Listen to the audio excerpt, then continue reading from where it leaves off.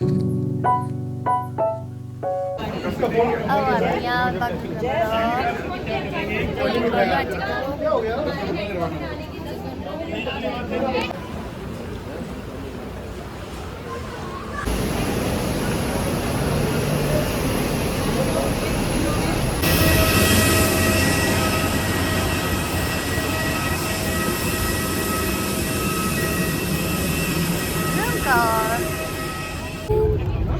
हामी चाहिँ बोर्डिङ गरिसक्यो। अब हामी चाहिँ दिल्ली जान आँटेको।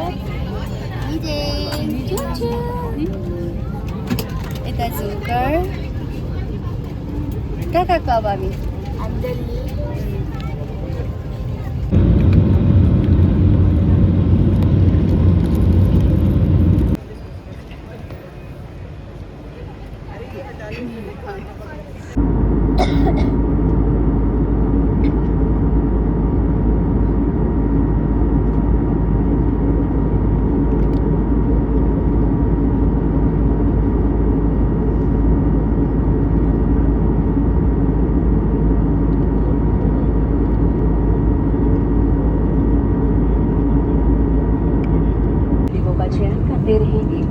ये एक सैनिक हवाई अड्डा है। वहाँ तस्वीर लेना और वीडियोस बनाना सख्त मना है।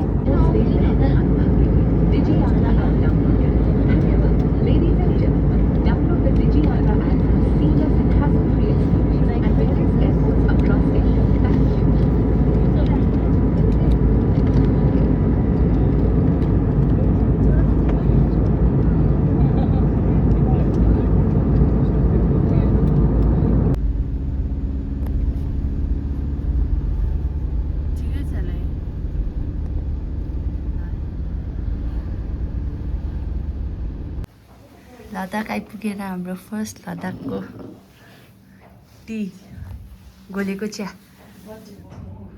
बटर टी खान पिउन आँटेको। अब चुप गर, टेस्ट गर कस्तो रहेछ।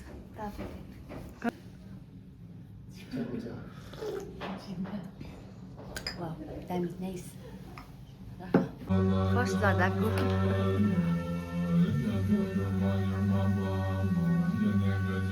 कस्तो लाग्यो?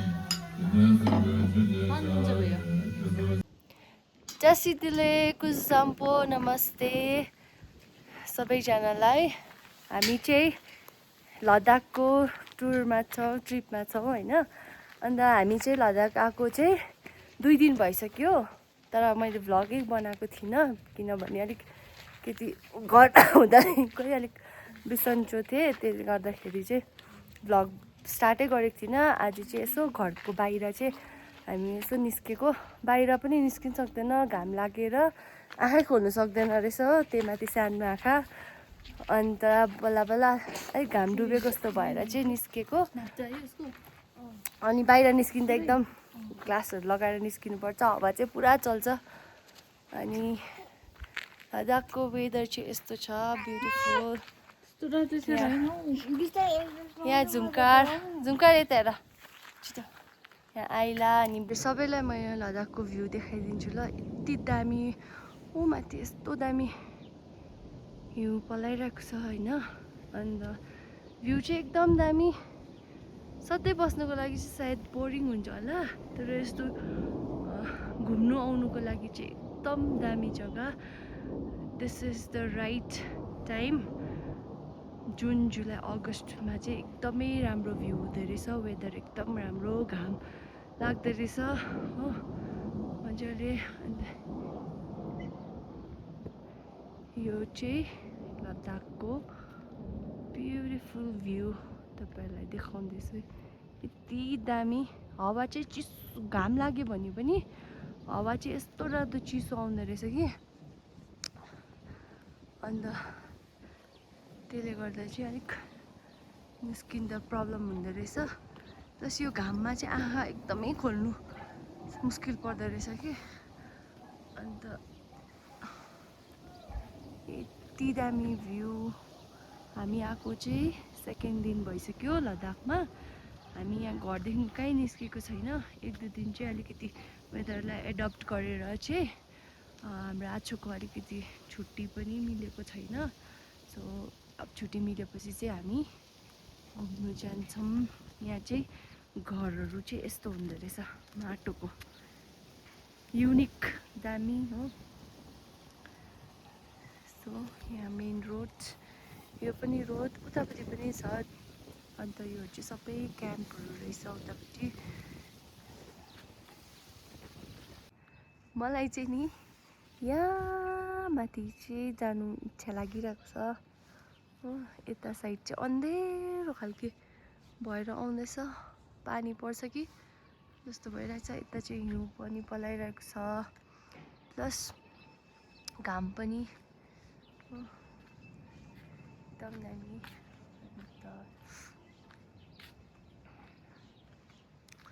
यस्तो छ। अब भरैतिर त झन् यस्तो डरलाग्दो हावा चल्छ कि सक्दैन बाहिर निस्किनु नै। आफ्टरनुन चाहिँ यस्तो छ। मलाई चाहिँ यस्तो राम्रो कफ लागिरहेछ।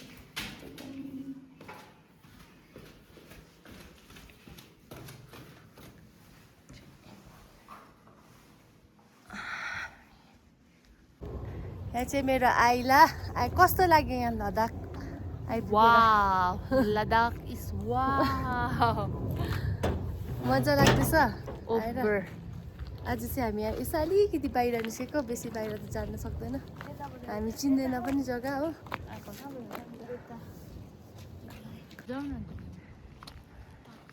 यो केटी चाहिँ घरभित्र बस्नु पाएर चाहिँ, घरभित्र मात्रै बस्नु पाएर यति साह्रो उसलाई बोरिङ भइरहेको छ। आज एउटा एरोप्लेन आउँदै गरेको रहेछ। निजिनला ह्याप्पी 6 मन्थ। मार्गीले बहिनी नानी पनि पुरा बिमार छ, खोइ पुस्ने। ओ बाहिर निस्क्यौँ भनेको त गेटदेखिको बाहिर मात्रै गएको, पानीको छिटायो। एक साइड घाम लागिरहेको छ, एक साइड कालो भइरहेको छ, यस्तो छ। लद्दाखमा चाहिँ पानी पर्दैन भन्छ, तर पानीको छिटायो। अब हामी फेरि भित्रै एन्ट्री, भित्रै रहेछ बहिनी हाम्रो। ल हामी जाउँ।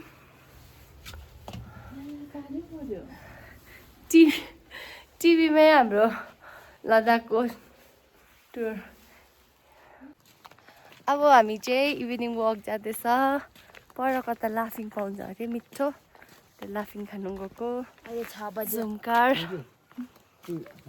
आइङ्गी आछु अनि नानी हामी चाहिँ गएको। अहिले चाहिँ टाइम 6 बजिरहेको छ अरे बहिनीले भनेको। यस्तो उज्यालो छ। 7 वाउ, यस्तो भ्यू। के दिनु?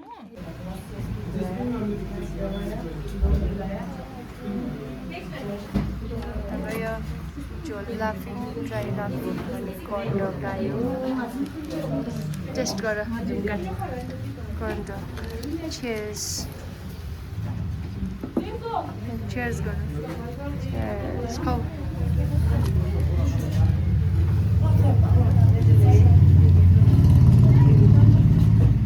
कस्तो रहेछ आइङ्गी, कस्तो रहेछ?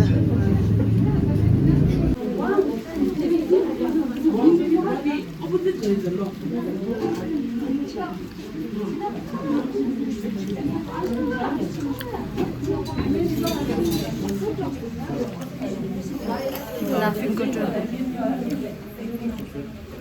Now.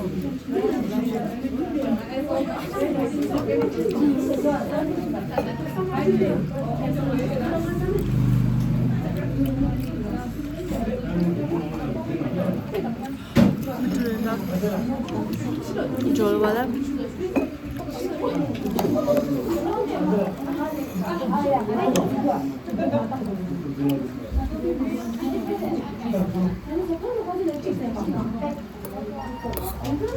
देहरादूनमा खाएको हो याद आयो।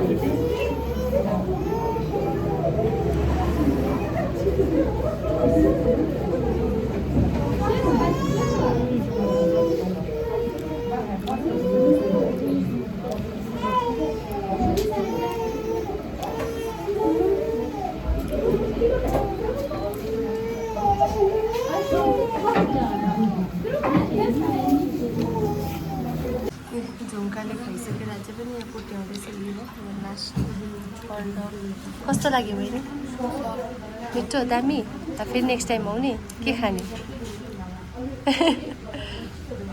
हामीले चाहिँ लाफिङ पनि खायो कन्डक पनि खायो अब हामी फेरि वक गर्दै गर्दै गएको अब उतै माथि निचिल्ला निचिल्ला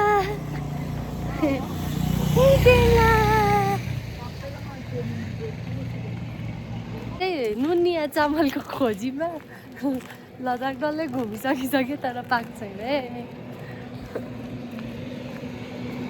उता हिँड्न गाडी आउँदैछ चाहिँ घुमघाम पारेर खाएर आइपुग्यो हो बहिनी चाहिँ यतिकै बिचारा सुतेछ हेर्नु न कस्तो माया लाग्दो अन्त घर पनि आइपुग्यो ओपनै छ अन्त कि मजा आयो आज हुन्छ म्याडम अहिले कति बज्यो 8 बज्यो 8 o'clock. है Yes. 7:38 भइसकेको छ स्टिल आम्मामा उज्यालो म त 5-6 बजेको जस्तै लाग्यो कि होइन रहेछ अब हामी भित्र एन्ट्री गरेको ओके हामी चाहिँ रुममा आयो आजको भ्लग यति नै See you in next vlog. Bye bye. Thank you for watching.